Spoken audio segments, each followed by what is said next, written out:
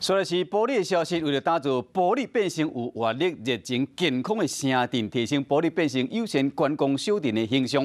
玻璃镇公所结合国立台湾工艺研究发展中心，邀请各界出名的设计师来伫玻璃恢复物流中心，打造设计地景的装置艺术、国际性点灯仪式，希望提供乡亲有国际级设计体验。5、4、3、2、1，请启动。玻璃镇公所和国立台湾工艺研究发展中心合作，伫咧玻璃镇花卉中心大门口做一个竹艺装置艺术，希望玻璃镇成做工艺生活观光的小镇。推动一个做台湾热工艺这个活动吼，咱就是甲这个生活吼，用工艺来做实践吼。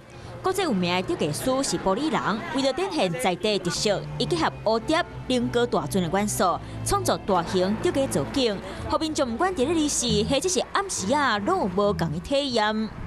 这里好不好玩？好玩。在这个地景艺术吼，我是以咱玻璃的好山好水来做主题。